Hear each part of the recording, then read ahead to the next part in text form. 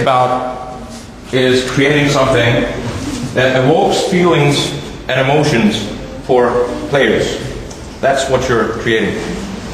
And along the way, you have to constantly remind yourself that that's the end product, that's the game, that's why you're doing this. You're creating something that should create an emotional impact with someone else. And a good game doesn't necessarily create positive emotions only. I would bet that, for instance, EVE Online creates a lot of negative emotions for the players that lose their spaceships or lose in a fight, but they're still feeling those emotions, and the game is real to them, and that ties them even stronger to that game. So you have to understand that at the end of the day, you're building something that should captivate the audience and really shake them to their core. You want them to feel strongly about what you're doing. That's the impact you're trying to create. So all the other things, all the jargon, all the,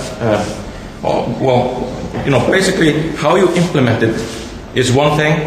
What you are doing as an end result is another, and you have to constantly remind yourself of it.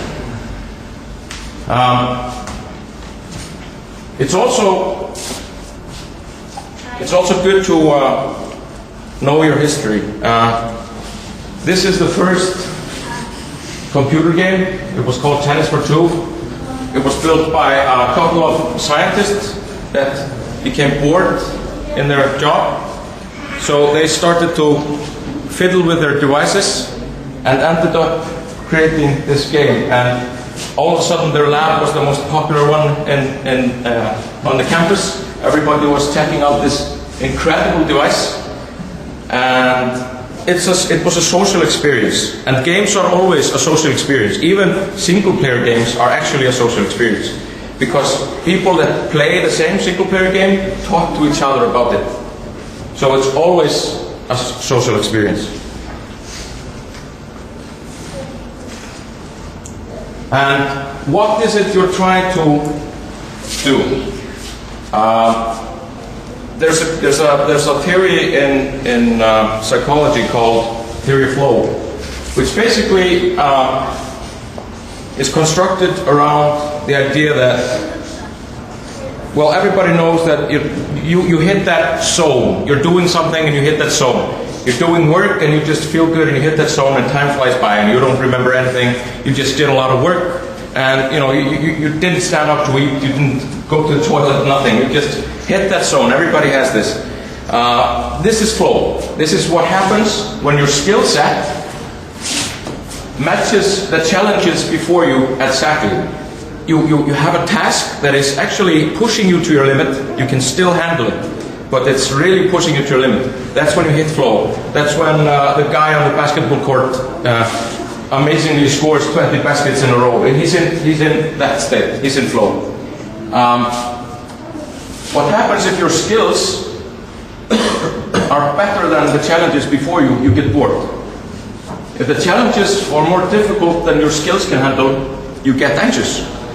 What you want to do is create an experience that keeps people within this area for the longest period of time. So you want to build an experience that helps people. Back to this one. Helps people put people in this area here and make it last. Create an experience that helps people be there, and you will make a great game. And also remember that we've had some discussions about graphic designers.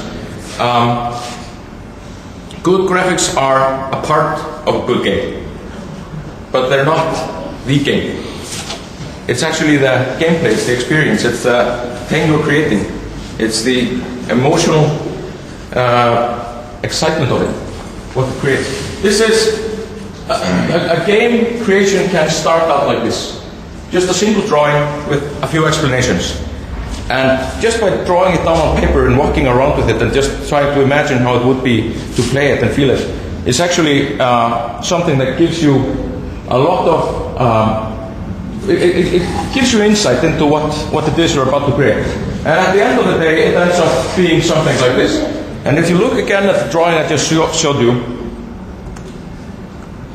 this is the same game. The mechanics we wrote at the end of the paper there are that game.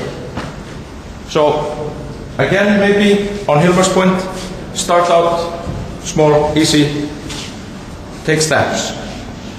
You don't have to rush into this right away. Do it gradually. This is a famous misquote. Actually, never been said, but apparently never been said by Charles H. Jewell.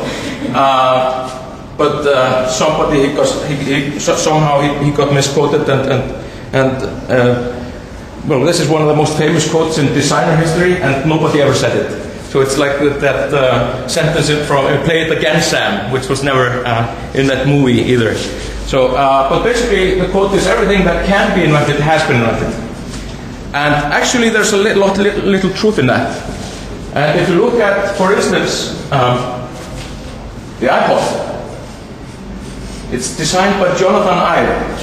What he did is he built his design on something that Eastman Kodak did 70 years before. The thing is, it was a brilliant design. It was a brilliant thing. They actually made the pocket camera with this. They created the camera that fit in your pocket. They gave it 5 different colors. It sold like crazy. And this is how we ended up with cameras in every household. This is the same thing that Jonathan Ive did with the iPod. He created a music device that fit in your pocket, 5 different colors, then it took off. Until that was done, the iPod actually wasn't that big. That was what created it.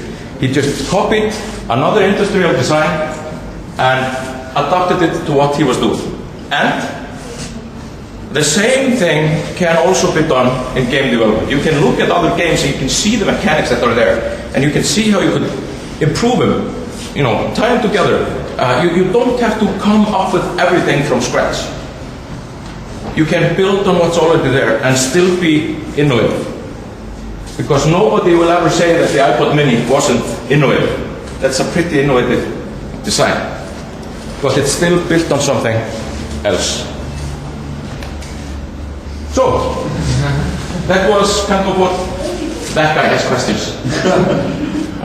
Or issues. Yeah, probably has issues. That guy has issues.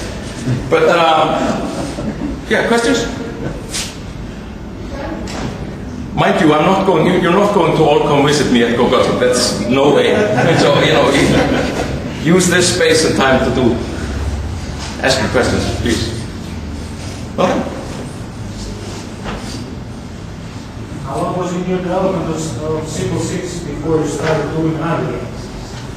How long did it take? Did you already deliver Simple 6 before starting a new game? That's a little bit of focus, especially your company, as I understand it, like really big, it's a small company. About 17. We're hiring.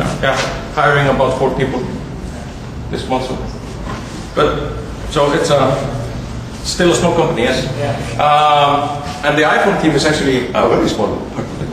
But so basically, yes, we did Simple 6. It took us about 2.5 months, which is a long period of time for a small game. The reason for that is we were actually building a framework. And then we kept building that framework. And the next title will be out before this Christmas. And that's been in development for 6 months.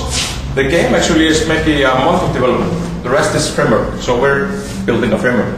After that, you will start to see games from us crossing platforms a lot. And that is the framework. So sometimes it's not about the game, it's about the framework. I don't know. But